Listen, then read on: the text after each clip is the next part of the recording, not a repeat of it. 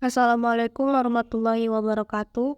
Perkenalkan, nama saya Irma Suryani dengan NIM A1J222042. Pada video ini saya akan menjelaskan tentang apa itu register bahasa. Teman-teman pasti sudah pernah mendengar istilah-istilah seperti bias, waifu, dan lain sebagainya. Kata-kata itu termasuk ke dalam register bahasa. Dalam Nababan dalam Hermoya 2015, ragam bahasa yang berdasarkan dengan penggunaannya atau fungsinya disebut dengan variasi bahasa fungsiolek, dan ragam bahasa demikian ini disebut register.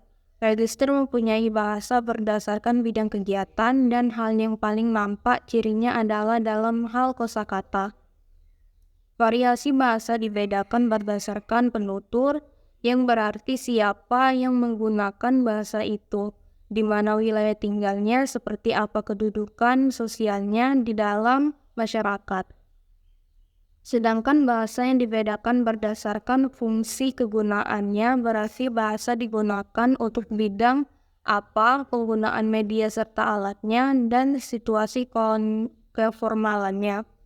Dikutip dalam Cair dan Agustina 2004, kemudian ada Holmes dalam Alfi 2013, Flores 2006, dan Suito dalam Rahma dan kawan-kawan 2017. Register merupakan sebuah istilah yang menggambarkan bahasa sebuah kelompok yang mempunyai minat atau pekerjaan yang sama dan digunakan dalam situasi yang terkait dengan kelompok tersebut. Register juga mengacu pada variasi bahasa yang ditentukan penggunaan dalam konteks situasi. Register disebut sebagai bentuk variasi bahasa berdasarkan kebutuhan si pemakainya. Register secara tidak langsung dapat diartikan sebagai suatu bahasa tergantung pada sifat kegiatan dan yang melibatkannya. Bisa disimpulkan dari pendapat beberapa tokoh di atas bahwa register merupakan bagian dari variasi bahasa yang digunakan sekelompok orang dalam ranah tertentu. Ranah tersebut mengacu pada fungsi dan bidang kegiatan atau profesi yang sama dalam kelompok orang tersebut, bukan siapa penuturnya. Variasi bahasa berdasarkan register biasanya ditandai dengan munculnya istilah-istilah atau kosakata yang hanya disepakati dan dipahami oleh kelompok tersebut.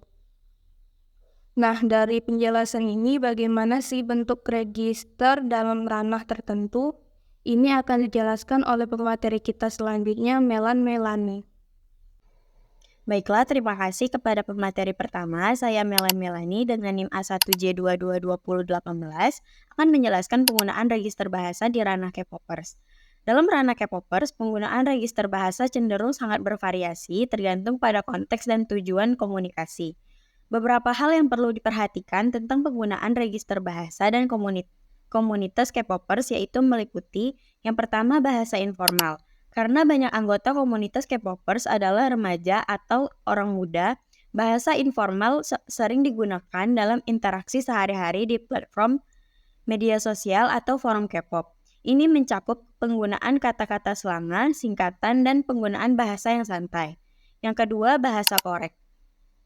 K-popers sering menggunakan bahasa-bahasa yang diadopsi dari bahasa Korea seperti kata-kata, frasa, atau singkatan yang sering digunakan oleh idol K-pop atau dalam lagu-lagu mereka. Hal ini mencerminkan rasa ketertarikan yang sangat kuat dengan budaya dan musik Korea. Yang ketiga, bahasa spesifik untuk fandom. Setiap grup K-pop memiliki basis penggemar mereka sendiri yang disebut dengan fandom. Fandom sering menggunakan istilah-istilah atau kata tertentu yang unik untuk grup mereka. Misalnya EXO-L untuk penggemar EXO atau ARMY untuk penggemar BTS. Penggunaan istilah ini mencerminkan identitas dan solidaritas antar anggota fandom. Yang keempat, bahasa pujian atau bahasa positif. Dalam komunitas K-popers, penggunaan bahasa pujian atau bahasa positif umum terjadi dalam konteks mendukung dan mengapresiasikan idol K-pop atau karya mereka. Ini dapat berupa penggunaan kata-kata seperti legend, queen, atau king untuk menggambarkan popularitas atau prestasi grup atau anggota idol. Yang kelima ada bahasa resmi. Di samping bahasa informal, ada juga penggunaan bahasa yang lebih formal atau resmi dalam konteks tertentu. seperti dalam wawancara, artikel berita, atau pengumuman resmi dari agensi hiburan. Bahasa resmi ini seringkali digunakan untuk mengkomunikasikan informasi yang lebih serius atau penting. Penggunaan register bahasa dalam ranah K-popers mencerminkan identitas budaya dan komunitas yang dinamis serta mengikuti tren dan evolusi dalam industri hiburan Korea. Terima kasih kepada pemateri kedua. Baik, nama saya Fuji Rowan Bonafasti Pasaribu dengan NIM A1J222006. Saya akan menjelaskan penggunaan register bahasa dalam ranah politik. Jadi, penggunaan bentuk register pada bahasa politik yang pertama terdapat berupa istilah bentuk dasar, di mana istilah bentuk dasar yang ada pada register bahasa politik ada bentuk verba dan adjektiva. Pada verba register bahasa politik terdapat kontestasi, di mana kontestasi dalam bahasa politik adalah ajang atau perlombaan yang terjadi adu kekuatan atau keunggulan dalam pilpres. Maka dari itu, kontestasi digunakan menjadi kata kerja atau verba karena menunjukkan suatu kegiatan. Pada adjektiva register bahasa politik terdapat rivalitas dalam bahasa politik adalah permusuhan dan persaingan dalam pilpres. Dan dari itu, rivalitas digolongkan menjadi kata, sifat, atau adjektiva karena menunjukkan sifat dan keadaan seseorang. Lalu, pada bahasa politik juga terdapat register berupa singkatan, diantaranya ialah pertama KMP, kepanjangan Koalisi Merah Putih. Yang kedua PDIP, Partai Demokrasi Indonesia Perjuangan. Yang ketiga NU, Nahdlatul Ulama. Selanjutnya terdapat register berupa akronim pada bahasa politik. Sebelumnya dijelaskan dahulu, akronim adalah kependekan dari beberapa huruf atau suku kata atau bagian lain yang dituliskan dan dilafalkan. Register bahasa politik berupa akronim yang pertama, Hanura. Hanura digolongkan akronim karena terdapat gabungan dari suku kata. Hanura akronim dari Hati Nurani Rakyat. Hanura dalam bahasa politik adalah Partai Hati Nurani Rakyat, yaitu partai yang ada di Indonesia. Kedua, ada Parpol digolongkan akronim karena terdiri dari gabungan suku kata. Parpol akronim dari partai politik. Parpol dalam bahasa politik adalah organisasi yang bersifat nasional dan dibentuk oleh sekelompok warga negara Indonesia secara sukarela atas dasar kesamaan, kehendak, dan cita-cita untuk memperjuangkan dan membela kepentingan politik, masyarakat, bangsa, dan negara. Itu dia penjelasan dari saya. Nah, dari tangkapan layar barusan saya akan menjelaskan register bahasa pengguna game online dalam PUBG Mobile. Yang pertama ada satuan lingual, dibagi menjadi dua, yaitu pertama adalah kata. CR 2012 mengatakan bahwa kata merupakan bentuk dari satuan bahasa yang memiliki satu pengertian. Contoh kata darah dalam kalimat aku minta darah. Yang kedua ada frasa, sebuah satuan gramatikal yang tergabung dari dua kata atau lebih yang bersifat tidak prediktif dan yang juga berfungsi untuk mengisi fungsi sintaksis. Frasa bisa diambil atau dipecah sendirian. Jika ingin memindahkan makna harus secara keseluruhan sebagai satu kesatuan. Share 2012. Contoh frasa chicken dinner dalam kalimat kalau mau chicken dinner jangan turun di tempat ramai deh. Nah, kemudian ada asal bahasa. Keragaman akan semakin bertambah apabila bahasa tersebut digunakan oleh penutur yang beragam serta berada dalam wilayah yang luas, serta terdapat faktor sosial dan faktor situasional. Ditulis dalam CR dan kawan-kawan dalam Basir 2016.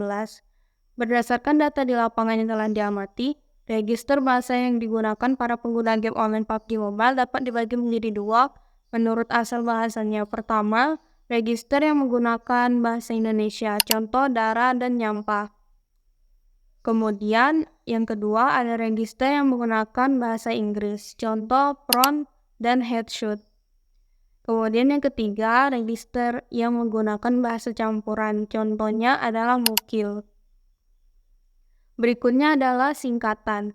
Dalam CR 2012 mengatakan bahwa singkatan merupakan hasil dari penanggalan leksem dan dalam pemendekan kata.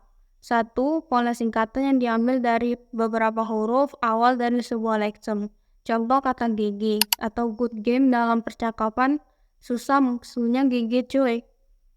Yang kedua, pola singkatan yang diambil dari pengekalan beberapa huruf bagian dari sebuah leksem.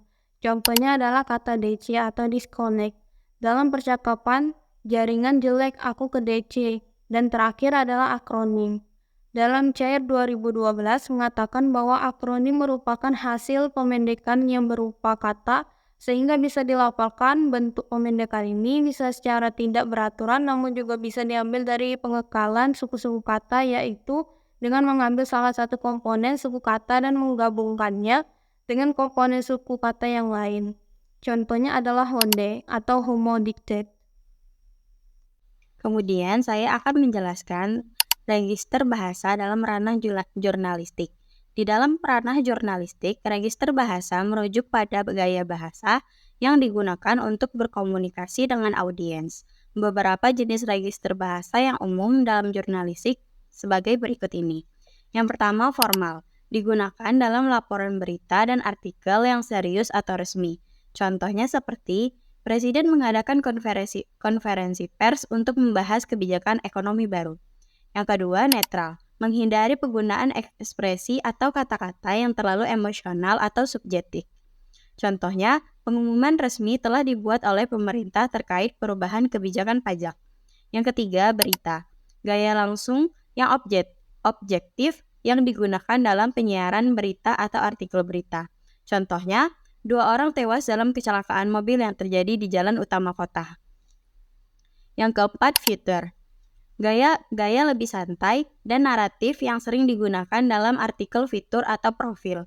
Contohnya, profil eksklusif tentang seorang seniman lokal yang sedang meraih popularitas internasional.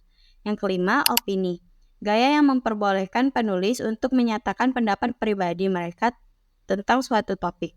Contohnya, menurut penulis, langkah-langkah baru dalam pengelolaan lingkungan merupakan langkah positif yang sangat dibutuhkan. Pilihan register bahasa akan tergantung pada jenis publikasi, audiens yang dituju, dan konteks berita itu sendiri.